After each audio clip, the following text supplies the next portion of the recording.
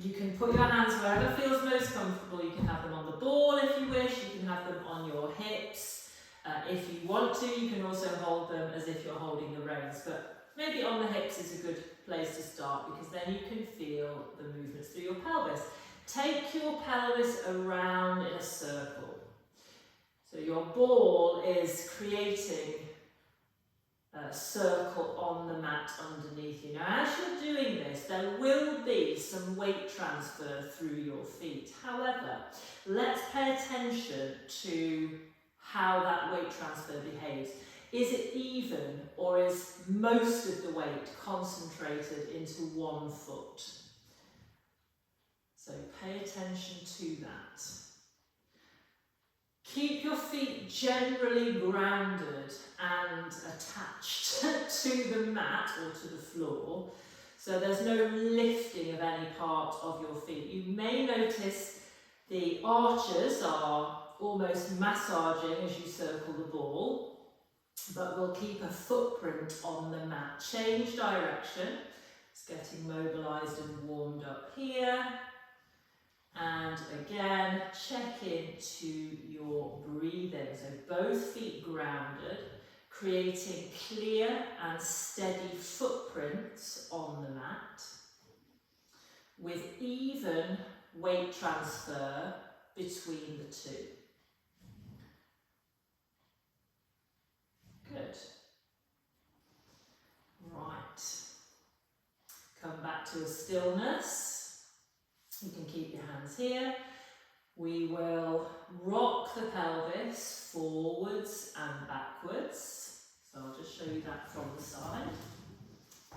You're just gently rocking a little bit forwards and backwards, keeping as even as possible through not only your 2 feet, but also your 2 seat bones. Making sure you're breathing. And then settle your pelvis somewhere in the centre. We will change the motion pattern again to side glides, lowering 1 seat bone at a time into the ball. We will limit the amount of sideways movement, so we're not taking the ball as much as possible to each side, because you'll find that disturbs your upper body. Imagine that your waist is almost like a concertina on each side. As one lengthens, the other gently closes. So there's this reciprocal relationship between the 2 sides. Very good. Pay attention that you can evenly lengthen one side and then the other. So if one side is swinging out to the side, do you find your upper body is being taken with it? Or can you keep your upper body fairly steady? Come to a bit of a stillness with that. And then we will imagine just in front of each knee, you have an invisible button, just about 1 inch or so. You're going to take your right knee forward to press the invisible button. The left knee will come back at the same time, and then you'll switch. So I'll show you that from the side. If you've worked on the Swiss ball with me before, you'll be reasonably familiar with that. So each knee in turn is going forward, and you will notice that the pelvis goes forward at the same time. So we are creating a bit of a rotation through the pelvis and the lower part of your body. Notice as you do that whether there's any lifting or lowering in your pelvis, or whether you can keep it fairly level as you travel. Make sure you're breathing. Good. So you may notice a slight rotation through your tummy button as you move the knees. Okay? Have a little chill there for a moment. If you want to have a bit of a bounce or a bit of a circle, you can. So those movements are going to combine now in different ways. The types of movement that we need to be able to not only follow, but to a certain extent mould and create to help with symmetry. Have a bounce on your ball. That's it. And again, if you want to have your hands here, if you want to put them here, or if you want to have them as you're holding the reins, we can play around with that. At the moment, we are landing on both seat bones evenly, hopefully landing in the same place each time. Everyone feel okay with that? So it's just a fairly organised up-down movement, landing in the same place each time. Now, interestingly, there is a small amount of that, very small amount, of that pelvic tilt movement going on. Probably not even noticeable, but as you're doing this, very small amount of pelvic tilt. When you sit down on the ball in the lowest part of your bounce, your pelvis is actually tilting very slightly forward, and then as you come up to the higher part of the bounce, your pelvis is rolling backwards. We're now going to change the type of movement. So it's the same movement as we did when we were lowering each side of the pelvis into the ball. You are hopping from one seat bone to the other. One seat bone to the other. So we have this concertina type feeling through the waist. So one seat bone is lowering as the other one lifts. Aim to limit really a lot of sideways movement. So it is a lifting and a lowering of each side of your waist. This starts to gently wake up actually your waist muscles, and these are major players in your symmetry in the saddle. Everyone feel okay with that? Check into your feet again, folks, as you're doing this, and make sure that there is even weight. If you're not sure whether there's even weight, you can consciously press more through one foot for a few of these bounces, and then switch it and see which one feels more kind of organic or more normal in your body, and that can show you your favourite weighting pattern. So you can play with that weight and then come back to an even spread, and then gradually you can come to a stillness. If you want to go for a bit of a circle in between, you can. And then let's bounce in another type of motion, which is combining a basic bounce with this button push. Each bounce that you create, and I'm going to show you this from the side, is going to combine with a button push. You will get each knee travelling forward in turn to press the button. Make sure it's one push per bounce. You're not going to do two on one side and then change. It is one and switch, switch, switch, switch. Excellent, excellent, excellent. And you come back to the front. So your seat bones in this type of motion pattern are creating a little scoop, scoop, scoop, scoop, scoop, scoop, scoop. Almost like a bicycle pedalling backwards. So you can do that with your fists if you like. You can make fists and create that little kind of backwards movement with the emphasis on the lowest part of the motion. So you're going down and forward, down and forward, down and forward, down and forward, down and forward. Okay? So you get this little scoop, scoop into the ball. This is a very useful way of sitting the trot if you find that you get a little bit perched and you struggle to sit upright. So if you're a bit of a perchy person, then this is great because it gives you adhesion to the horse's back motion. If you're a person that tends to get too far back and has to kind of bring yourself behind the vertical, then try this. Instead of focusing on the forward scoop, scoop, scoop, scoop, you're going to almost reverse it. So your seat bones are creating the same motion as if you were jogging on a treadmill. That's a funny one, isn't it? That's different. So again, this one, you're almost feeling that the ball is moving slightly backwards under each seat bone. This brings you a bit more upright towards the front of your seat bones rather than on the back of them. Just have a little break, folks, just have a little break.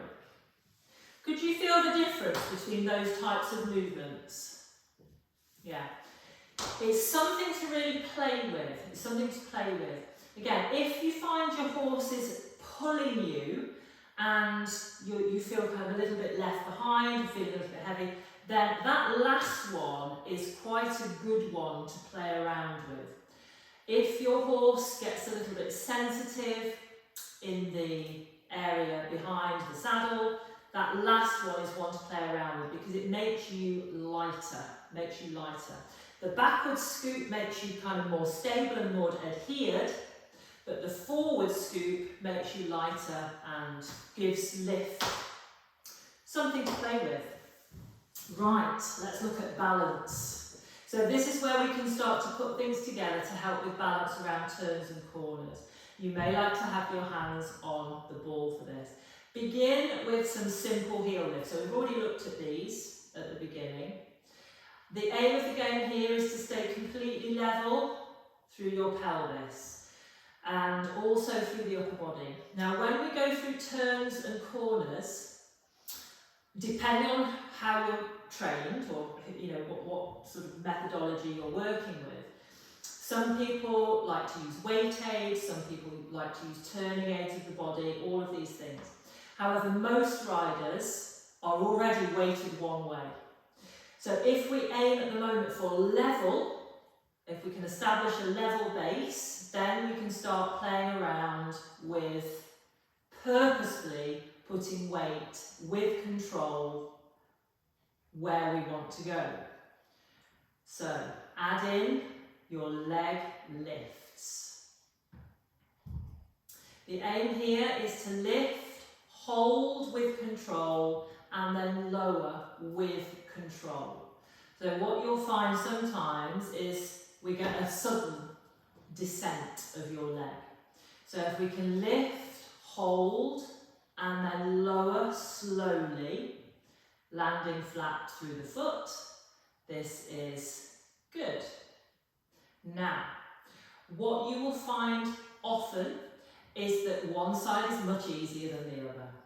And the side that feels easy usually feels very stable through the pelvis. The side that feels wibbly wobbly will often lift.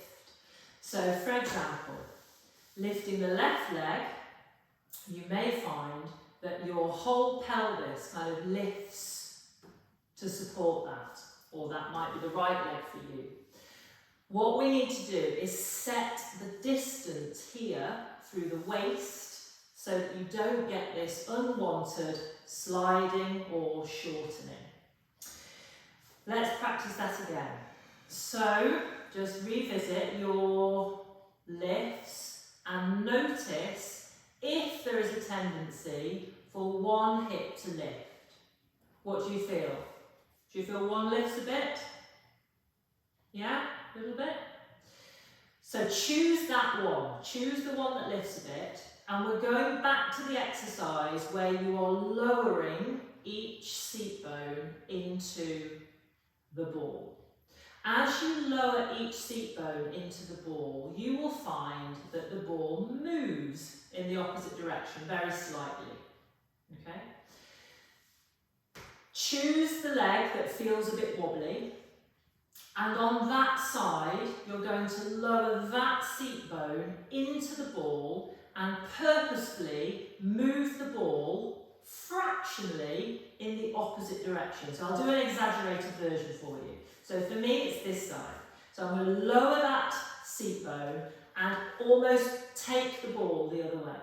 That's very much an exaggerated version. You don't really want to see anything in particular, but we want the feeling that you can move the ball with control and almost continue to hold that throughout that leg lift.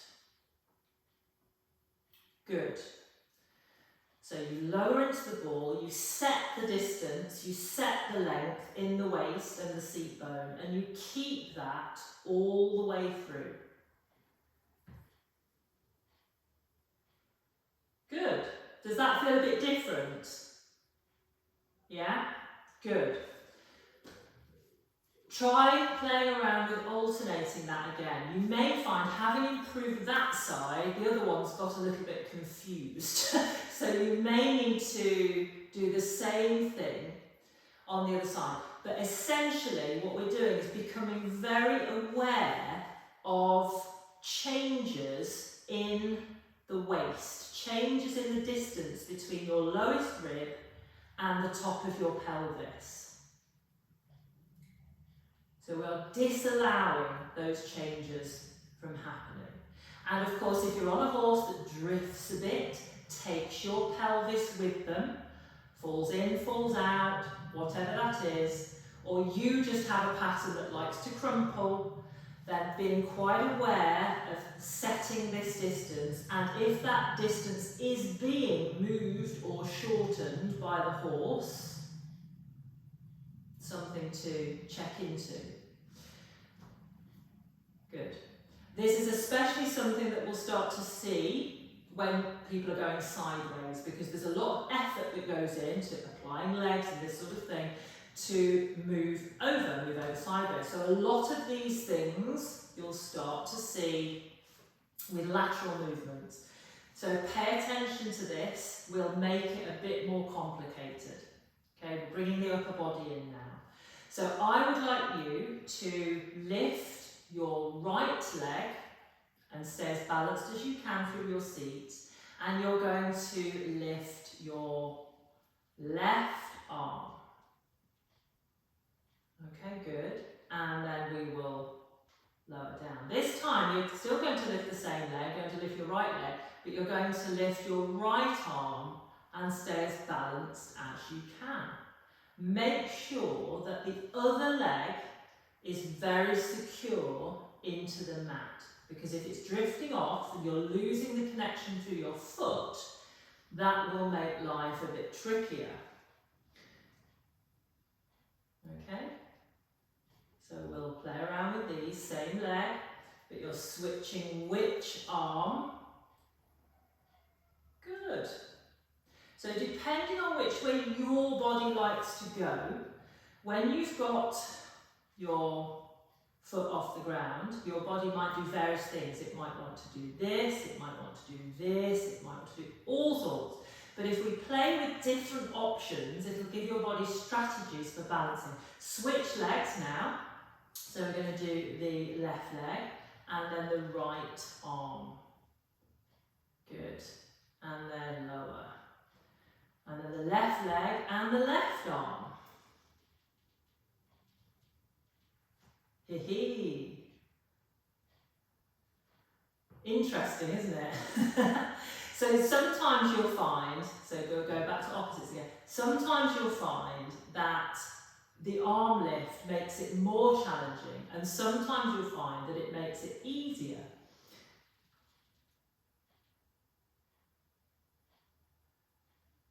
So again, we're aiming to lift, hold and lower with control. Let's go again, we're going to go back to the other leg. So lifting your right leg with your left arm. Good. Slowly lower. Lift your left leg with your left arm. So we're switching it up. Switching it up.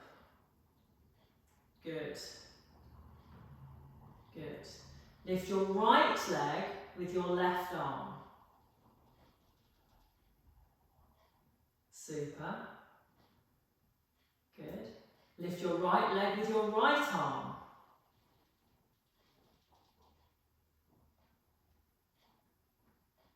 Brilliant, well done. Let's swap again. We're going to lift left leg with right arm.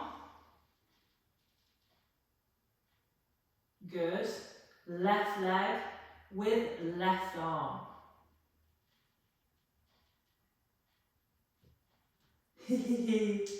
Yes, that is the tricky one. That is the tricky one. So this can be interesting because if you think, oh, okay, well actually that side likes to lift and it likes to shorten as well, upper body and lower body. So playing around with these diagonals, quite illuminating. Let's do a couple more with each pattern and then we will move on to the mat. So let's go, lifting your right leg and your right arm. Good. Slowly lower. Right leg, left arm. Well done. Make sure you're breathing. Great. We're going to switch. So lifting your left leg with your right arm. Good. And lifting your left leg with your left arm. Excellent. And lower. Homework folks. We're going to go for some circles. So again, just being aware of the tendencies for change in this level of the left and right sides of the pelvis. Pay attention to that when you're next riding. And also your little preference for any upper body assistance, shall we say. So keeping even here is our goal. Right, let's move down onto the mat. We're going to do a little bit here. If you normally use a cushion for alignment or support, you can pop that into place and we will pop your lower legs on top of your